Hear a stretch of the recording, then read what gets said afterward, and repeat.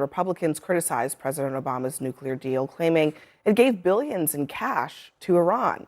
It actually was their own assets that were unfrozen.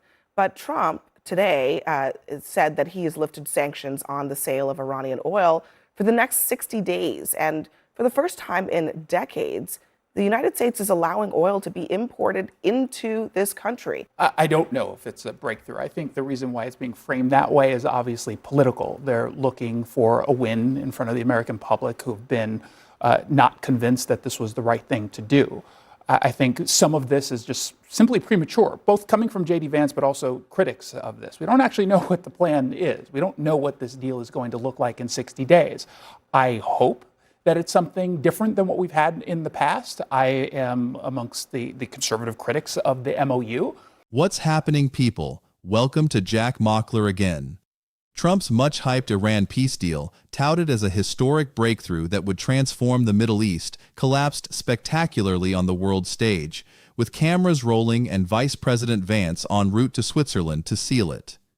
The implosion, unfolding at a Swiss resort meant to be the victory lap, marks a foreign policy disaster that could define and destroy political credibility in real time.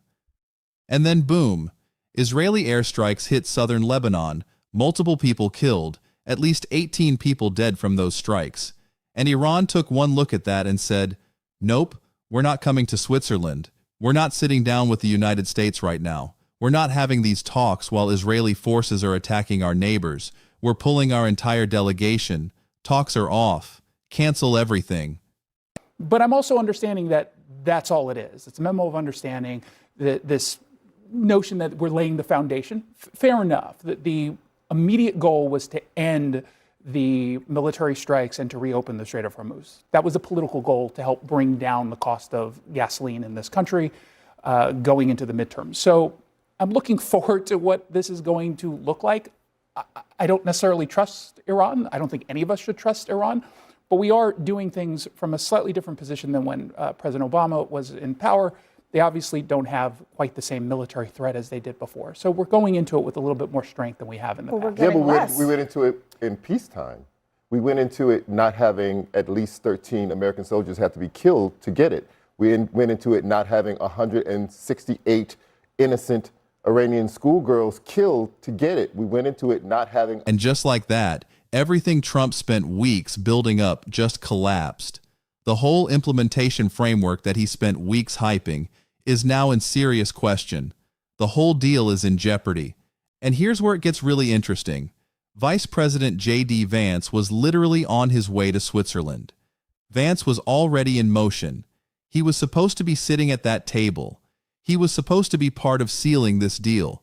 But the second Iran pulled out, the whole trip got canceled, just halted. Vance's Switzerland trip off, the talks off, the momentum gone, and Fox News, which has spent all this time cheerleading Trump's deal as a historic breakthrough, suddenly has to pivot on live air and explain why the talks are canceled. They're going from celebrating peace to explaining why it fell apart in real time in front of their audience. And our stockpiles depleted in order to get it. We went into it not having billions of dollars of American taxpayer money spent to get it. So I'm trying to figure out where the win is. Even if you say we don't know what it's going to be in 60 days, then why are the sanctions lifted today? Because they're doing this in good faith to get to a point. Good faith with the Iranians? Well, we're acting in good faith. I don't think they're going to act in good faith. But this idea then why would you do it? But this idea that there have been no accomplishments whatsoever here is to completely dismiss the work that the military has done in destroying their Air Force, destroying their Navy capabilities. That does matter. That changes the power dynamics in that region. But hold on. But what has really changed is the Iranians are stronger. I don't really understand. They're definitely not strong. I don't understand Absolutely the logic. I don't That's understand ridiculous. the logic here. Absolutely they are. If we are in a stronger position, why are we negotiating with them on things that they have already conceded in a past? you can see their on-air personalities just scrambling for talking points because 1 minute they're talking about this historic deal and Trump's vision for peace. The next minute they're trying to explain why the whole thing just imploded on the world stage. It's absolutely chaotic. And then Trump goes on Truth Social because of course he does. He's furious. He's writing in all caps like he does when he's really angry. He says Iran is finished. They're finished. they get no money, not 10 cents. He's threatening to freeze the entire $300 billion reconstruction fund that was supposed to be the whole entire point of the deal in the first place. Think about that for a second. Weeks ago, Trump is on television and social media saying this deal is going to completely transform Iran's economy. It's going to bring peace to the region. It's going to solve everything that nobody else could solve. Now he's on the Era in which there was no military threat on the table. Two reasons. I think number one, this administration believes that they're able to get to a deal that changes the dynamics with Iran in a place where we can actually trust them. Now, I'm highly skeptical of that. But number two, and I think the underlying issue. You acknowledge that they are not giving anything that they have not given before, correct? Well, I'm saying they're giving something that they haven't given before. Which is what? No, I'm saying they're not. Okay. But the context is different in which they're no longer the same threat as they were before. Maybe they're not. Maybe they're no longer the same threat. Maybe yes, we've bombed them significantly, but that would then follow that we would get way more out of them, not way less. So why are we getting the same amount that Obama got, and he didn't have to bomb them for it? Yeah, I mean, this is the conservative critique of the MOU. Basically, Iran has reneged on every single treaty it's ever signed, by the way. Same platform saying they get not 10 cents. He's frozen the money. He's walking away from the deal. He's claiming Iran was desperate and they begged for talks, but now they're backing out so they get nothing. He's claiming the leverage is all on America's side. Now he's saying Iran is finished and they made a huge mistake. And this is happening live. This is happening on social media for the whole world to see. This is happening while Fox News is trying to figure out what the narrative even is anymore. Is Trump a strong negotiator who walked away from a bad deal that fell through anyway? Is he incompetent and fumbled the whole thing from the start?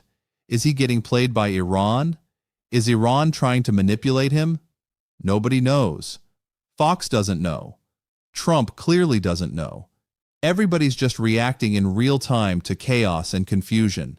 And that's what makes this moment so important, because this was seeing now that Hezbollah is still striking Israel from Lebanon because they weren't included in the negotiations. This could dismantle tomorrow, which would give the United States a convenient out from some of these commitments. Like you said, a lot of conservatives are not comfortable with these concessions. But to draw this blanket comparison between this and the Obama deal, it's just not true, because to Jason's point, the war context, this is a post-war framework. We didn't just negotiate a limited nuclear deal. What we did is all of the... We didn't negotiate a nuclear deal at all. Well, no, that's going to come down the road. But the JCPOA, it literally put out a commission, facilities with a sunset clause, because as you recall, the JCPOA, 10 to 15 years, that was going to expire. Okay. Trump demolished those that's facilities. 15 years. So now that's off the table. That's 15 years compared to 0 nuclear commitments, just to be clear. That's the actual comparison. But let me just play. This is actually interesting. Watching these two guys try to make... It wasn't some backroom negotiation that went badly.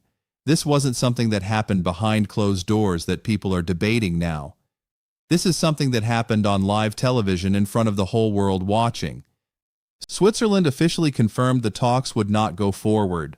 The Swiss Foreign Ministry came out and issued a statement saying, "Yeah, the Bergenstock talks are canceled. We're ready to host if the two sides want to reschedule at some point, but right now, no talks are happening."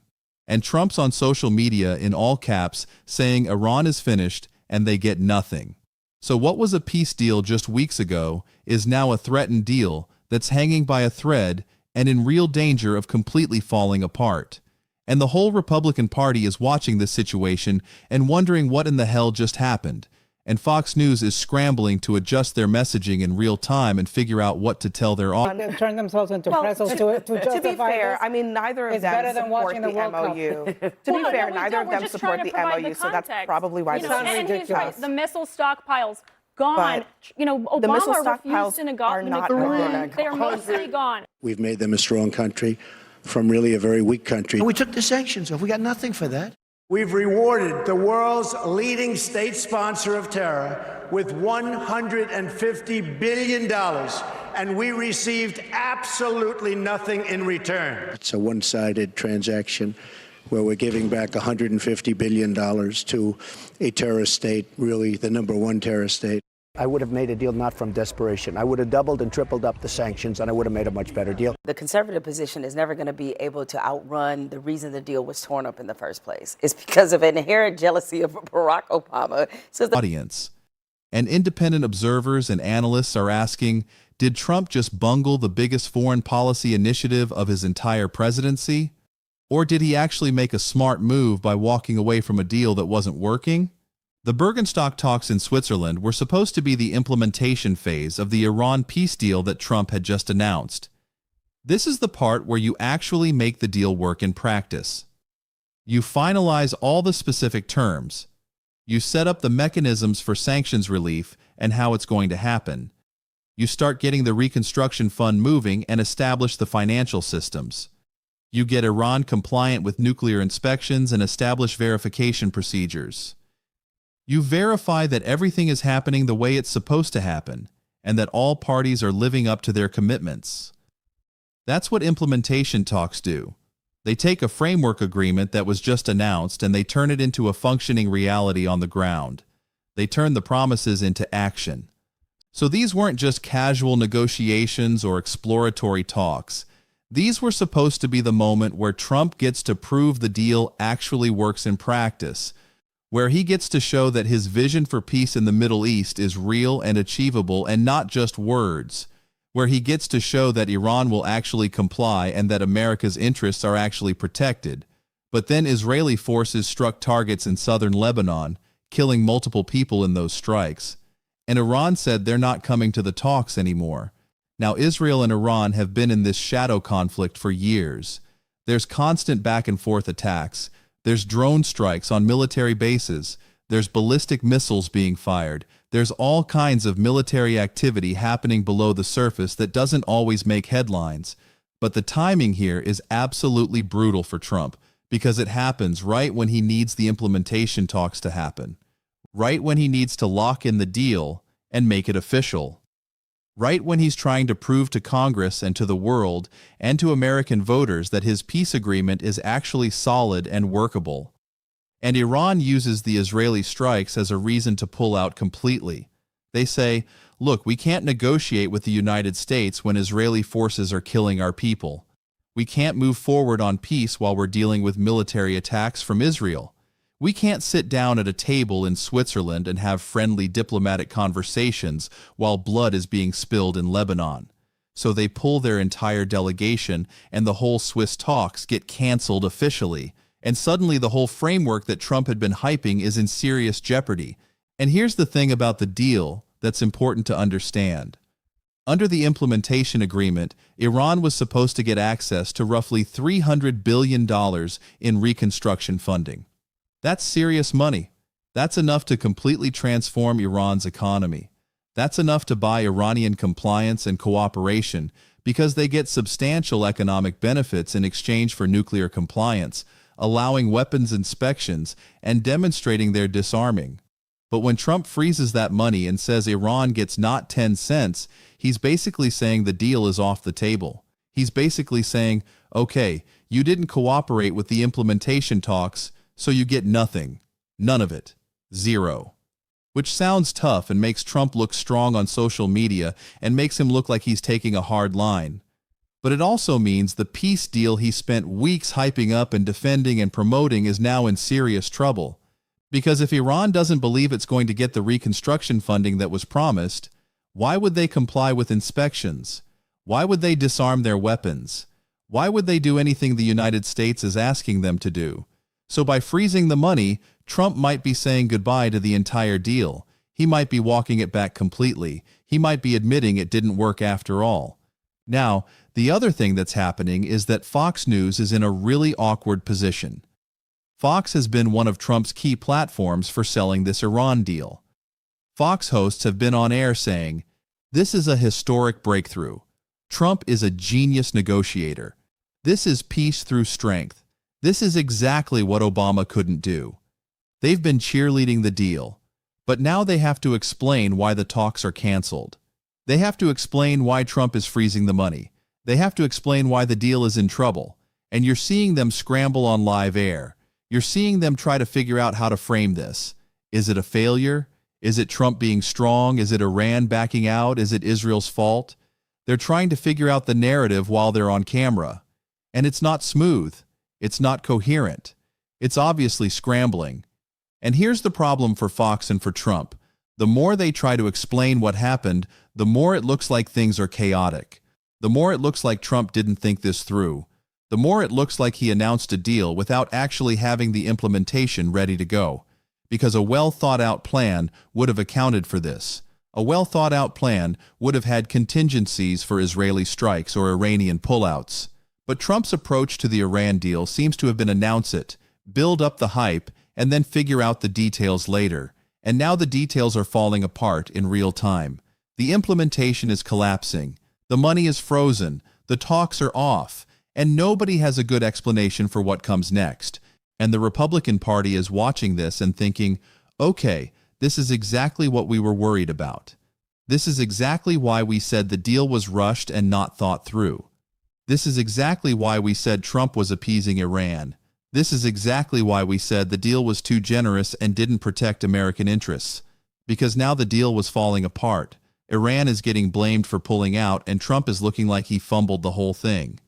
So the Republicans who were already skeptical of the Iran deal now have fresh ammunition. They can point to the collapsed talks and say, see, I told you this deal was a disaster. I told you Trump didn't know what he was doing. I told you he got played. And it's hard for Trump to defend against that criticism when the deal literally just imploded on live television. When his own vice president's trip got canceled. When the Swiss talks got canceled officially. When Trump is on social media saying Iran gets nothing, it looks like a mess. It looks like chaos. And that's devastating for Trump politically, because he was supposed to be the guy who brings order and gets things done. The first thing you need to understand is that this undermines Trump's entire credibility as a deal maker. That's his whole brand. Trump is supposed to be the guy who makes deals. Trump is supposed to be the guy who negotiates better than anybody else. Trump is supposed to be the guy who gets the best outcome and gets everybody else's best offer. That's what he built his entire identity on. But the Iran deal implementation is falling apart. The talks are canceled. The money is frozen. And it's happening in real time in front of the whole world. So now you've got independent observers, foreign leaders, and American voters all asking, is Trump actually good at making deals, or is he just good at talking about making deals? Is he actually competent at negotiating complex international agreements, or does he just announce things and hope they work out? Because from the outside looking in, it looks like he announced the Iran deal without fully thinking through the implementation, without lining up the details, without making sure all the pieces were in place, and now it's falling apart because the details don't actually work. And here's what makes this even worse for Trump. He spent the last few weeks attacking his own party for criticizing the Iran deal. He was telling Republicans not to listen to the losers who said the deal was bad. He was defending it on social media. He was insisting it was a historic breakthrough. He was hyping it up as a victory. And now the deal is imploding, and he's looking like the guy who insisted on something that didn't work.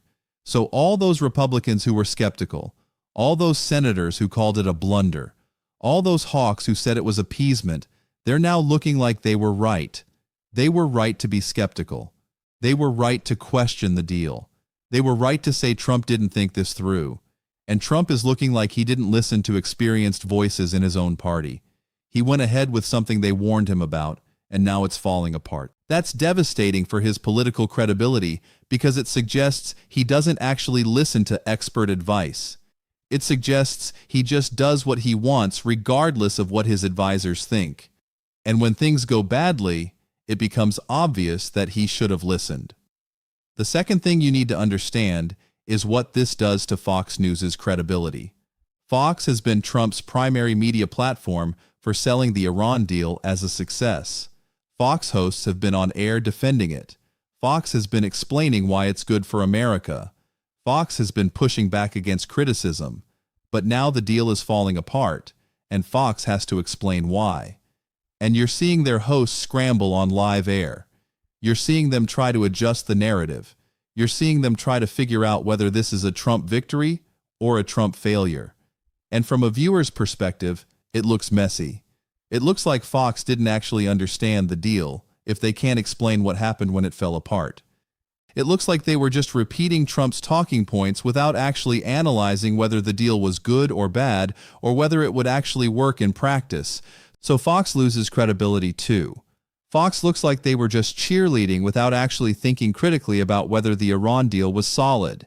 And that matters because Fox is the primary media source for Republican voters and for conservative voters in general. If Fox looks confused, or if Fox looks like they're just making up the narrative as they go, that undermines their credibility with their own audience. And it makes Republican voters wonder whether they can trust the media they've been consuming, whether they should actually believe what they're told about Trump and his foreign policy initiatives, whether the media is actually analyzing things, or just spinning for Trump. And that's a real problem heading into the 2026 midterms, because if Republican voters lose faith in Fox News as a credible source of information, what does that do to the Republican messaging apparatus? What does that do to the party's ability to get its message out and control the narrative? The third thing you need to understand is what this does to Republican unity in the 2026 midterm strategy. Republicans are already split over the Iran deal. Hawks think it's appeasement. Moderates are concerned about implementation. Defense contractors are worried about the implications. The party is fractured. But now that the implementation is falling apart, Republicans who are already skeptical have fresh ammunition. They can point to the collapsed talks and say, "See, this is what we get when Trump ignores expert advice. This is what we get when Trump announces deals without thinking them through. This is what we get when we don't listen to people who understand foreign policy and national security." So the fractures in the Republican Party are probably going to get worse, not better. And that's a problem for the 2026 midterms, because Republicans need to be unified. Republicans need to have a coherent message about strength and national security. But instead, they're fighting about whether Trump bungled the Iran deal. And here's the thing about election messaging. Swing voters, independent voters, the people who actually decide elections, they don't care about the details of foreign policy deals. They care about whether their leaders look competent and in control. They care about whether the government is functioning properly. And right now, what they're seeing is a president who announced a major deal and now is falling apart in real time on live television. What they're seeing is a vice president whose trip got canceled. What they're seeing is a government that looks like it doesn't know what it's doing. And that's not the image the Republicans want to project heading into the midterms. Republicans want to project strength and stability and competence, but Trump's Iran deal is projecting chaos and confusion and improvisation. So this actually helps Democrats. This actually makes it harder for Republicans to run on the message of strength and leadership, because voters are seeing their leaders fumble a major foreign policy initiative in real time. The fourth and final thing you need to understand is that this deal might actually be completely over and done with. Trump says Iran gets not 10 cents. Trump has frozen the $300 billion reconstruction fund that was the entire centerpiece of the deal. If Trump actually follows through on that threat, the deal is dead. It's finished. Iran has absolutely no incentive to comply with inspections or disarmament or any of the things America wants if they're not going to get the economic benefits that were promised them in the agreement. So by freezing the money, Trump might be walking away from the deal entirely and ending it for good. Which means the Iran deal that he spent weeks hyping up and defending and pushing back against his own party over is now potentially just canceled and over with. Which means Trump went through all the drama of announcing the deal, getting attacked for it from his own party, defending it publicly against criticism, and now it's done anyway, and it didn't work. That's not a win for Trump. That's not a victory. That's not something to celebrate. That's just complete chaos and failure. And for voters watching this unfold, it looks like Trump doesn't actually know what he's doing. It looks like he got overconfident and oversold something that he didn't actually have figured out completely. And that perception that voters think Trump is overconfident and doesn't know what he's doing at the highest levels of government, that's going to haunt him heading into the elections, because voters want to feel like their leaders have things under control. And right now, Trump is not projecting control or stability. He's projecting chaos and confusion and reactive decision-making. So here's the absolute bottom line about what just happened. Trump announced what he said was a historic Iran peace deal that would transform the Middle East and bring lasting peace. He got heavily attacked for it by his own party, with Republican senators calling it a blunder and appeasement. He defended it publicly on multiple platforms. He insisted it was the right thing to do and that the critics were wrong. He told people not to listen to the losers who were criticizing the deal. And then the implementation talks fell apart in real time on live television in Switzerland. His vice president's trip got canceled. The Reconstruction Fund got frozen. And the deal is now in serious question and potentially over entirely. And Fox News, which was supposed to be helping him sell the deal as a great achievement, is scrambling on live air trying to explain what happened and figure out what the narrative even is. And Republican senators who oppose the deal are now saying, "See, I told you exactly this would happen. We told you Trump doesn't know what he's doing. We warned you, and you didn't listen." And swing voters are watching this unfold and thinking maybe this guy really isn't as competent as he claims to be. Maybe he does just announce things and hope they work out. Maybe he isn't actually as good at making deals as he says he is. And those are the kinds of perceptions that cost politicians elections. Those are the kinds of moments that shift how voters fundamentally think about their leaders and their leadership. And Trump's Switzerland-Iran deal collapse is absolutely one of those moments. The timing is brutal, the optics are devastating, and the damage to Trump's credibility as a deal maker is going to be long-lasting. Because when you build your entire political identity around being the guy who makes deals, and then your biggest deal falls apart in front of the whole world, what do you have left? What is your brand? What is your message? Trump spent years telling everyone he was the best negotiator, the best deal maker, the guy who could solve problems nobody else could solve. But now he's got a collapsed deal, a canceled summit, and a frozen Reconstruction Fund. And Fox News, the network that was supposed to be his biggest cheerleader, is scrambling to figure out how to spin this as anything other than a total failure. And the thing is, Trump doesn't have a good answer. He can't point to a successful implementation. He can't point to a functioning deal. He can't point to a peace that actually exists. All he can point to is a collapsed deal and a frozen fund, and a vice president whose trip got canceled. That's not a winning message. That's not a message of strength. That's not a message of competence. That's a message of failure. And that message is going to resonate with voters. Because voters don't like failure. Voters don't like chaos. Voters don't like leaders who don't know what they're doing. And right now, Trump looks like a leader who doesn't know what he's doing. The Republican Party is going to have to deal with the fallout from this. They're going to have to figure out how to run on a message of strength and competence when their own president just had a major foreign policy initiative collapse in real time. They're going to have to figure out how to defend Trump when he's clearly fumbled the biggest deal of his presidency. And they're going to have to figure out how to unify their party when the Iran deal has exposed deep fractures between hawks and moderates and everyone in between. It's not going to be easy. It's not going to be smooth, and it's going to make the 2026 midterms significantly more difficult for Republicans than they were hoping.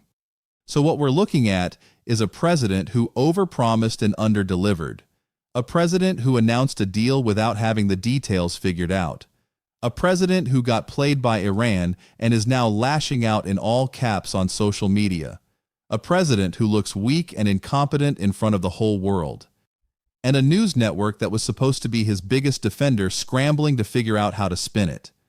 That's the story. That's the reality. And that's why this moment is so important, because it's not just about one deal collapsing. It's about what that collapse reveals about Trump's leadership, his competence, and his credibility. And what it reveals is not good for Trump.